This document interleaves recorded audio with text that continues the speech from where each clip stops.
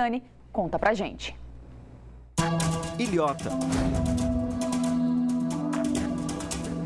Cidade com pouco mais de 14 mil habitantes, cercada pelo verde das montanhas e cortada pelo rio Itajaí-Açu. Vive no seu presente a herança de um passado. O Morro do Baú, no município de Ilhota, ruiu na noite de sábado e transformou a paisagem do vale em terra arrasada. Voltamos à região conhecida como Complexo do Baú, que é formada por 7 comunidades que passaram por um dos momentos mais difíceis da história de Santa Catarina. Hoje moram aqui na região do Baú cerca de 500 famílias que, mesmo após a tragédia, superaram a dor da perda, enfrentaram as dificuldades e, acima de tudo, conseguiram reconstruir as suas vidas. A natureza também se recupera das marcas deixadas pela avalanche de terra. 10 anos se passaram. E o que foi feito de lá para cá? Nós tivemos tsunami de barro, lama.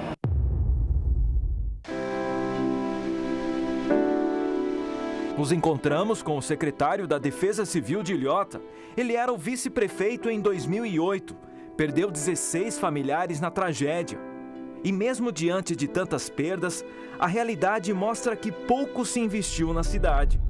Nós somos em 2, eu, secretário e o meu ajudante. A prefeitura não tem estrutura para aumentar. A esbarra naquele problema lá da folha de pagamento, né?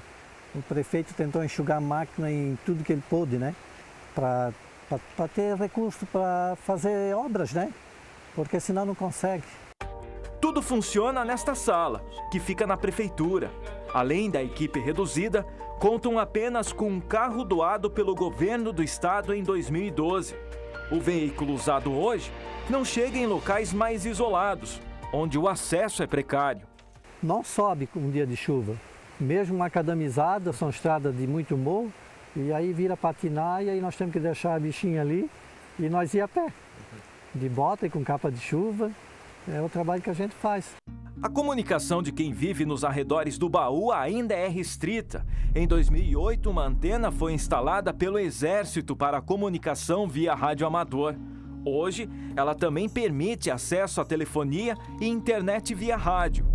A dona Idélia, que mora há 40 anos bem ao lado do Morro do Baú, tem o equipamento em casa, mas nem sempre funciona como deveria. Com frequência, há quedas de sinal que impedem o recebimento de possíveis alertas emitidos pela Defesa Civil. Mas se chove um pouco, já não tem comunicação nenhuma. Daí a gente tem que ficar esperando para entrar de novo, né?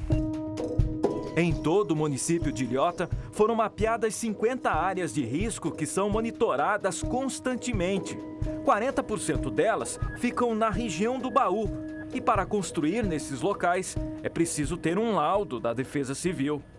Se for num lugar seguro, a gente dá liberação, com certeza, mas se for numa área de risco, a gente não libera.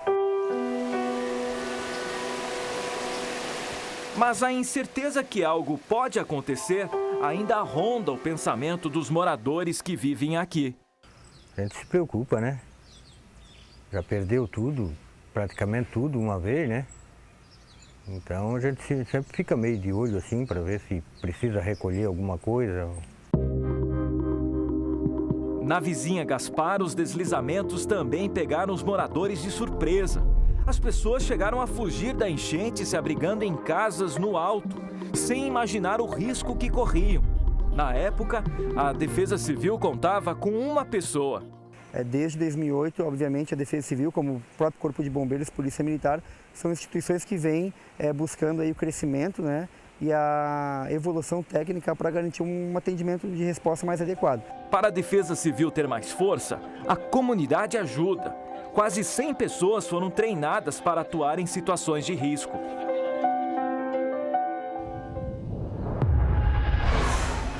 Em Itajaí, a água veio de longe, desceu de Brusque pelo rio Itajaí-Mirim e do Alto Vale pelo rio Itajaí-Açu. Então a gente não tinha acesso à informação. A maré continuou subindo e com a água que vinha de montante, ela acabou espalhando mais ainda e atingindo outros bairros que ainda não tinham sido atendidos.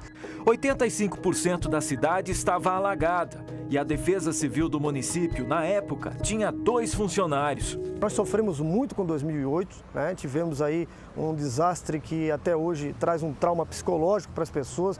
Hoje qualquer pessoa pode ver em tempo real o nível dos rios em 8 pontos e a quantidade de chuva com os pluviômetros que mede de 10 em 10 minutos a quantidade de precipitação em cada ponto do município.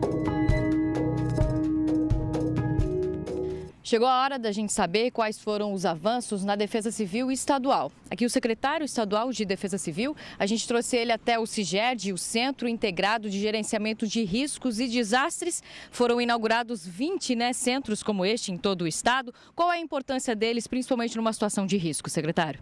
Eu vejo assim, o 2008 foi um divisor de águas. A Defesa Civil do Estado, ela se transformou numa Secretaria de Estado e com isso ela teve uma maior importância e daí se conseguiu uma série de estruturas, dentre elas o CIGERD estadual, que é um centro que congrega, o Centro Integrado de Gerenciamento de Riscos e Desastres, que congrega as instituições que trabalham na área preventiva e também depois na resposta dos eventos, que as defesas civis comecem a trabalhar agora nos seus planos diretores, para que as comunidades cresçam de maneira mais segura, né? E também a gente conseguiu trabalhar para que os municípios se ajudem mutuamente. São os planos de auxílio mútuo, são legislações que os municípios aprovam para que com as suas estruturas eles possam apoiar os municípios vizinhos e receber apoio. Secretário, o que precisa avançar ainda, né? Nós temos algumas pendências aí, por exemplo, a barragem de Botuverá. Como é que está?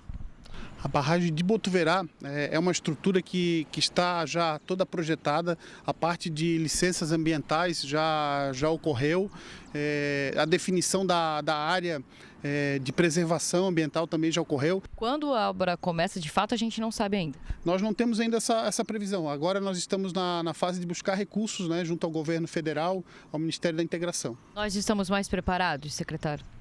Eu creio que sim, né? Eu tenho até certeza que sim. Nós não tínhamos todas essas estruturas e ainda temos uma série de projetos de melhorias para o Estado.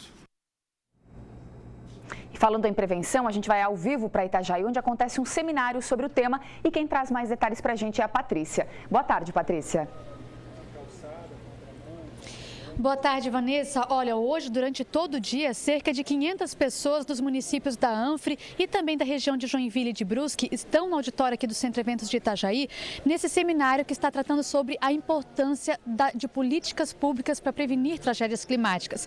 Além disso, aqui no pavilhão tem uma exposição aberta ao público que mostram as forças que, junto com a Defesa Civil, atuam nessas situações. Aqui, por exemplo, estão os bombeiros voluntários, ali atrás tem exposição da Celesc, do Exército Brasileiro, do Corpo de Bombeiros Militar e também da Polícia Militar. E aqui tem uma exposição de fotos da tragédia que mostram pra gente algumas imagens marcantes e a gente encerra com essas imagens para lembrar as pessoas a importância da prevenção para evitar que isso aconteça de novo, né? E também para lembrar da importância da solidariedade que graças a essas pessoas que aparecem nessas fotos é que foi possível minimizar um pouco, pelo menos, dos impactos de 10 anos atrás. Vanessa, Walter, é com vocês. Obrigada, Patrícia, pelas informações. Com certeza a força das pessoas fez toda a diferença, toda né, Walter? Faz sempre, né? O Jornal do Almoço de hoje trouxe um pedaço da nossa história. Mas é com essa mensagem de esperança por um futuro com mais aprendizado que a gente encerra essa edição de hoje. Uma ótima tarde para você e até amanhã. Para você também. Tchau. Nada melhor do que um dia após o outro. Talvez esse ditado tenha dado forças para muitas famílias catarinenses superarem as dores da tragédia. As marcas foram profundas. Perdas que jamais esqueceremos e que precisam estar vivas nas nossas memórias. Se o jeito foi deixar o tempo passar para apagar tanto sofrimento, que o tempo e a experiência sirvam de lição para nos fortalecer. A tragédia mudou o nosso jeito de ver nossa cidade, nosso estado. Aprendemos que unidos somos melhores e mais fortes também. Vale para as doações recebidas na época em que mais precisamos, vale também para os projetos desenvolvidos nos últimos anos. Como o voo perfeito de um pássaro, aprendemos que é preciso estabilidade, segurança, planejamento e união para não cair de novo. Como a natureza, estamos alimentando nossas crianças com informação, para que com sabedoria elas possam aprender o caminho certo a seguir. Com os erros do passado, foi possível aprender, desenvolver, mas apagá-los não devemos jamais. Os 10 anos da tragédia de 2008 servem para lembrar, relembrar, mas principalmente cobrar. Cobrar melhorias, cobrar atitudes, cobrar planejamento, tanto de governantes quanto de nós, cidadãos. Os fenômenos da natureza vão continuar acontecendo, mas não podem devastar de novo o que temos de mais precioso, a nossa gente.